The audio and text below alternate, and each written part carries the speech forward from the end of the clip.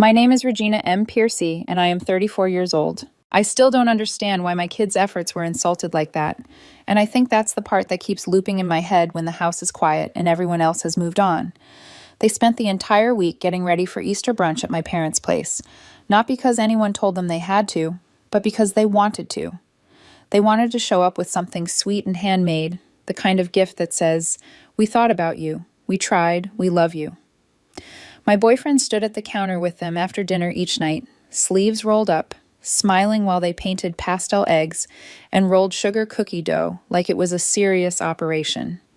They debated which colors looked most like spring.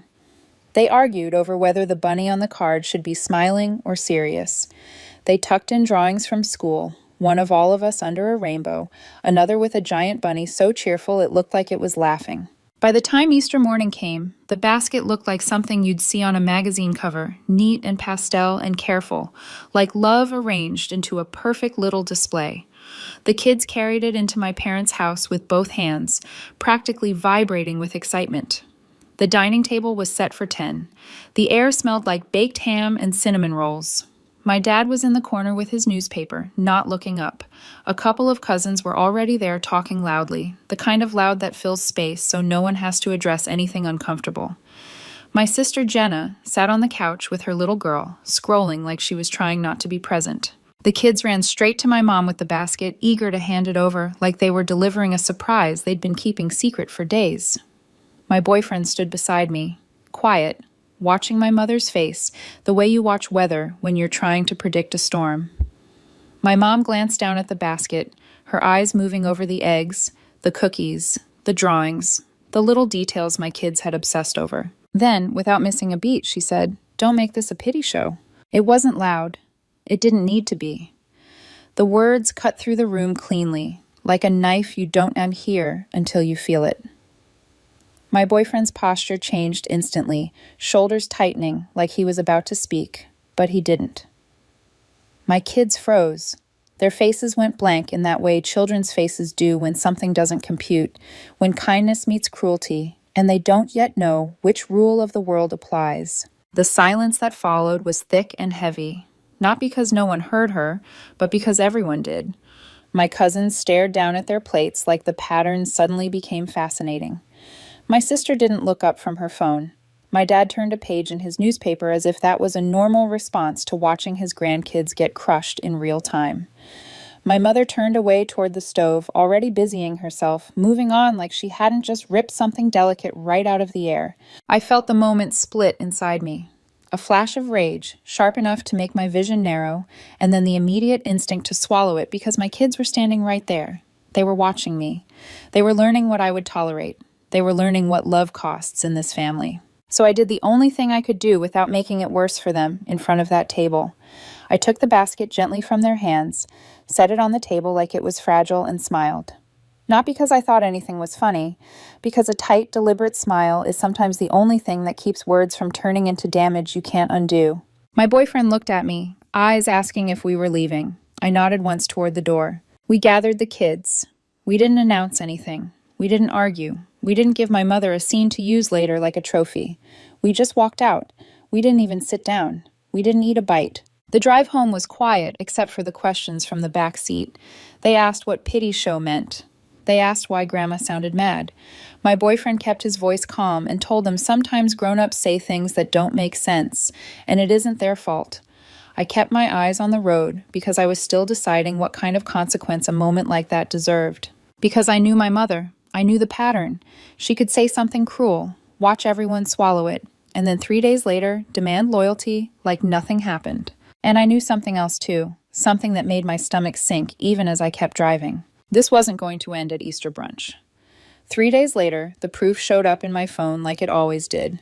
Not as an apology, not as a check-in about the kids, not even as a, "Hey, are you okay?" after we walked out of Easter brunch like smoke. It was a text from Jenna. "Why did you lock the account? We can't pay." That was it. No context, no softness, no acknowledgement of what happened at the table, just panic, sharpened into entitlement by habit. For months, I had been quietly helping her. After her divorce, she'd been struggling, and I understood that struggle in a way most people pretend they do, but don't. Rent doesn't care that you're tired.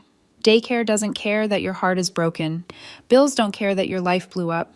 My parents talked a big game about family sticking together, but it was me sending money every few weeks so Jenna wouldn't fall behind, so her daughter wouldn't get uprooted, so she could breathe.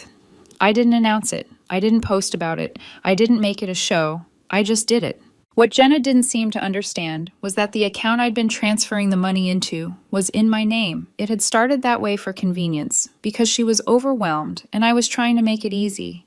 But over time, it became something else, a quiet pipeline, a system, a way for everyone to assume the support would always be there without anyone having to ask how I was managing it.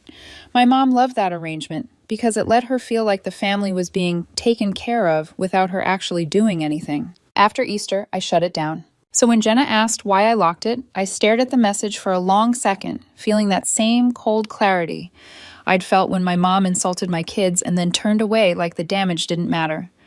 I typed back one line. Thought you didn't want a show. No answer came after that. Just silence that felt like a door closing slowly. That evening, there was pounding on my front door. Not a polite knock, not a neighbor. The kind of pounding that says someone is already convinced they're right and they're here to collect what they believe they're owed. I opened it, and my mom was standing there, face flushed red with rage, eyes bright in that way that always made me feel like I was 12 again and about to be scolded for something I didn't understand. She didn't wait to be invited in. She started talking immediately, rapid fire, voice layered with accusation and righteousness. She said I had no right to abandon my sister. She said Jenna was a single mom. She said it was my job to make sure Jenna had what she needed. Not, could I help? Not, are you able? Not, what happened? My job. Like I was an employee in the family business, and Jenna's survival was my assignment. My boyfriend appeared behind me in the hallway, drying his hands on a towel, expression tight. He didn't step in front of me. He didn't posture. He just stood there, present. And somehow that made my mom even angrier, like his existence was a reminder that I had a life outside her control. I let my mom finish her first tirade without interrupting. I watched her the way you watch someone who's repeating a script they've used for years, waiting for the moment they realize it no longer works. When she finally stopped to take a breath, I asked her, calmly, why she thought she could insult my children in front of an entire table, and then show up days later demanding help from the same people she had just humiliated. Her eyes narrowed immediately, like I'd broken a rule by bringing it up. She tried to wave it away, calling it a misunderstanding, saying I was too sensitive, saying kids shouldn't be coddled. Then she pivoted right back to Jenna, as if my children's feelings were a minor inconvenience compared to rent being due. She said Jenna had a little girl to raise.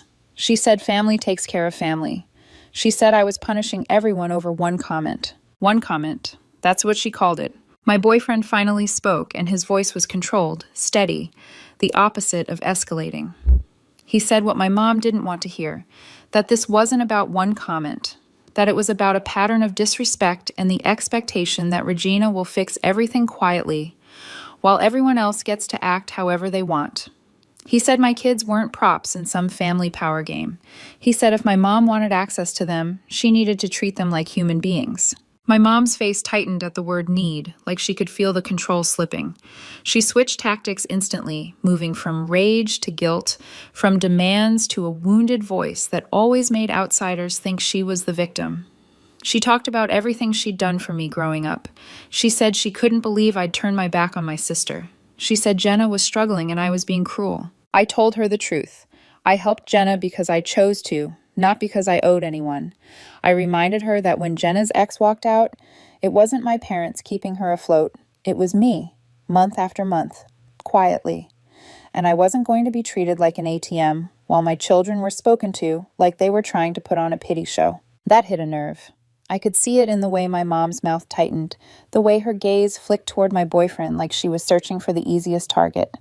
And then she did what she always did when she couldn't win the argument on facts. She blamed him. She accused him of changing me, of turning me against the family. She said I wasn't the woman I used to be. She implied my kids were being influenced by the wrong person, the wrong household, the wrong values, as if respect was some dangerous trend my boyfriend had introduced into our lives. That was it for me. I didn't scream. I didn't throw anything. I just opened the door wider and told her she was welcome to see her grandchildren any time she could treat them and the people in this house with respect.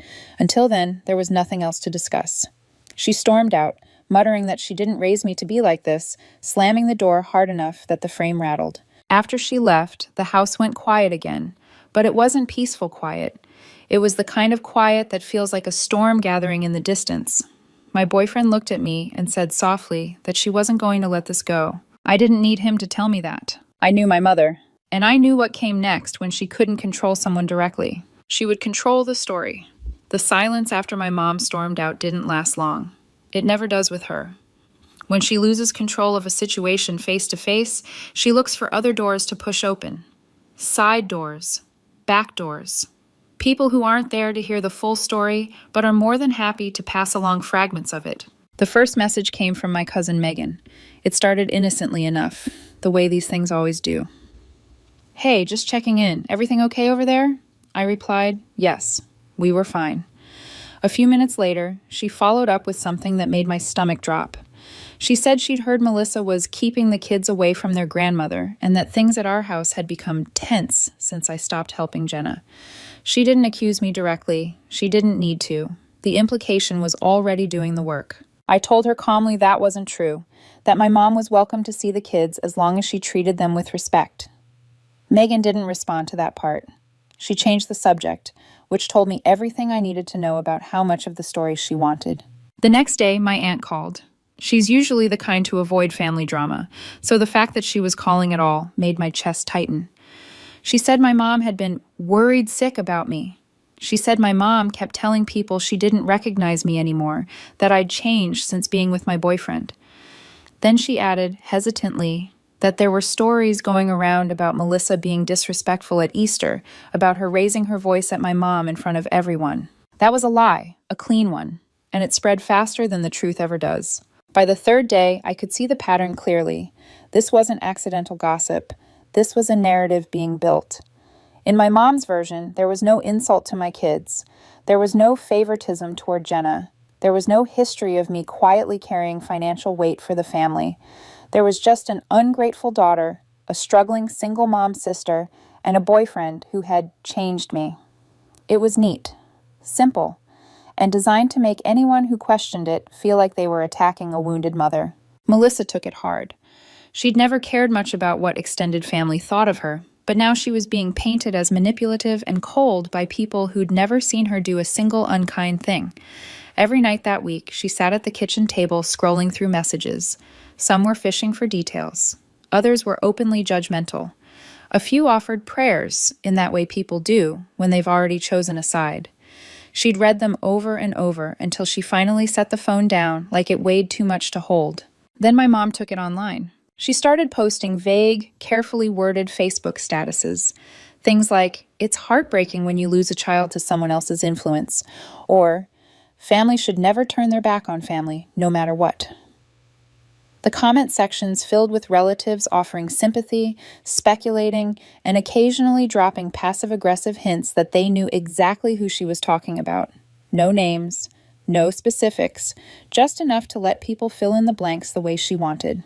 What bothered me most wasn't the hit to my own reputation.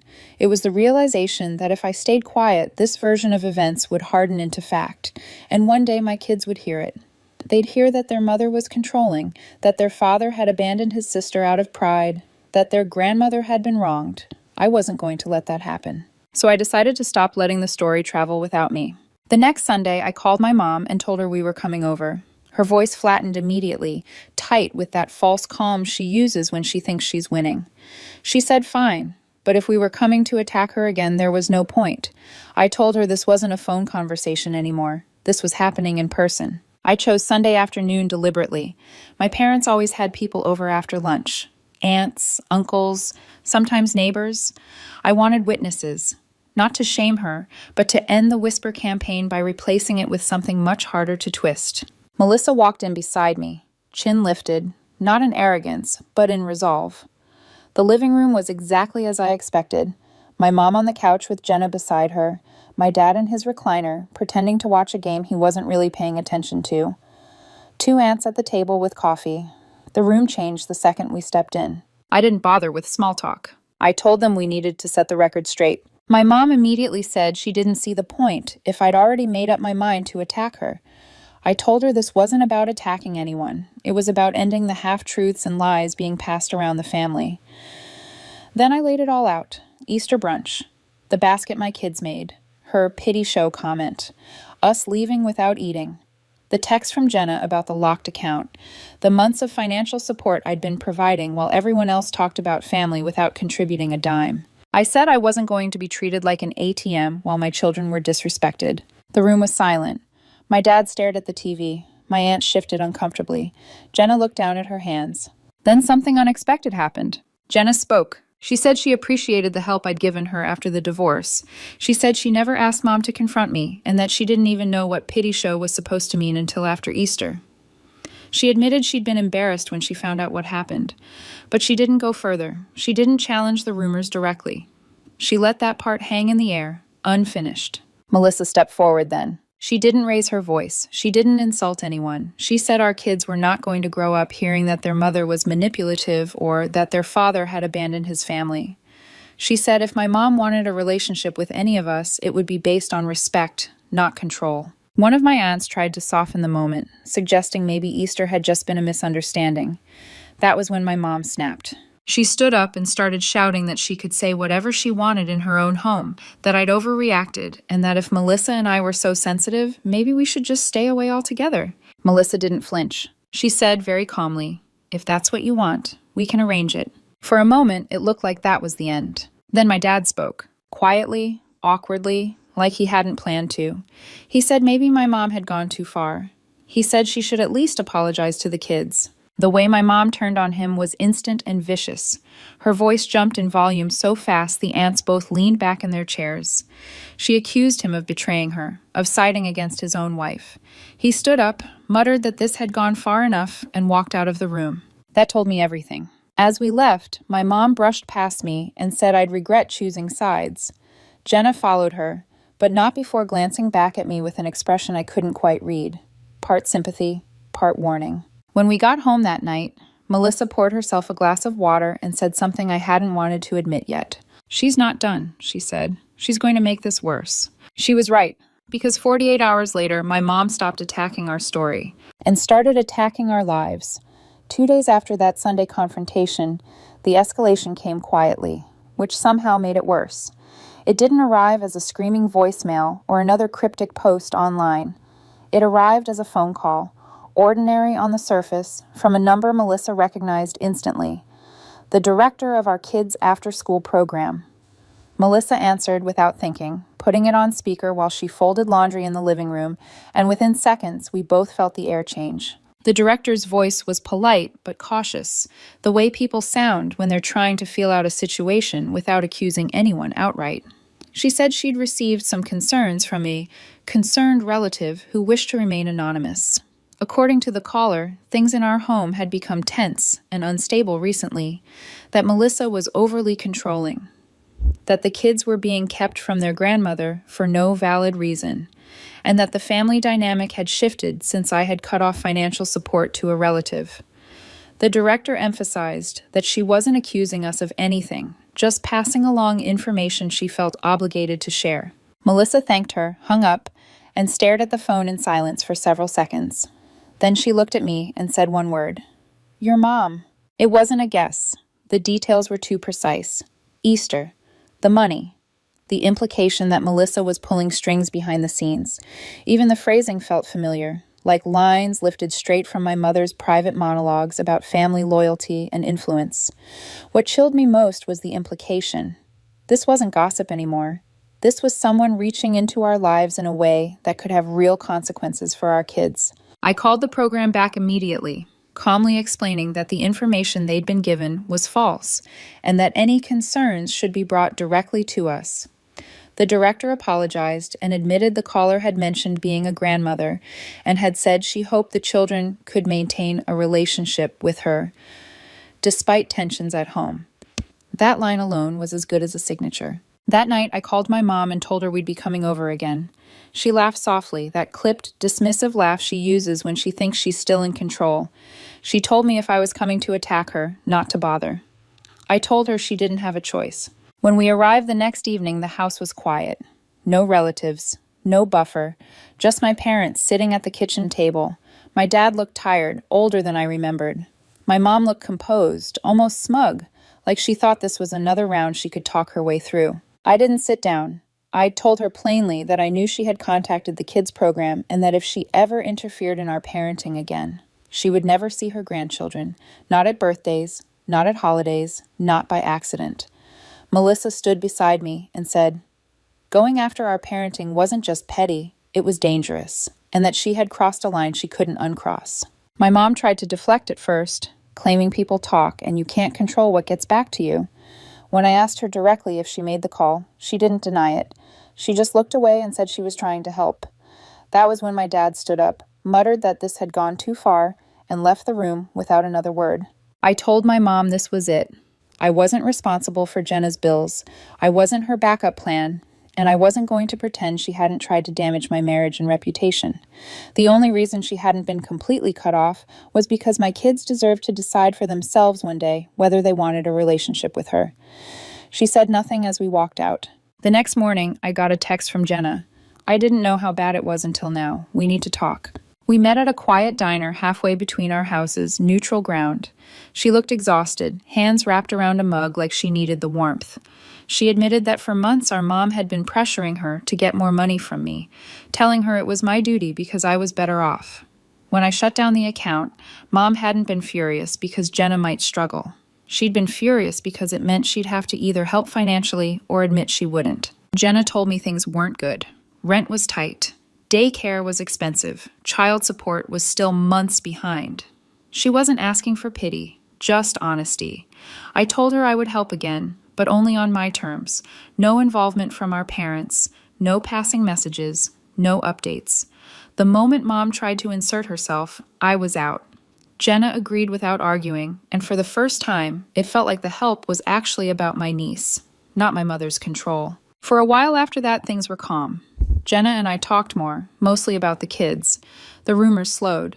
My mom's posts online grew quieter. I thought maybe this was how it would be now. Then, one Thursday afternoon, I got another call. This time, it was from my niece's school. She'd been picked up early twice that week by someone not listed as an authorized contact. My stomach dropped before the name was even said. It was my mom. Jenna hadn't given permission.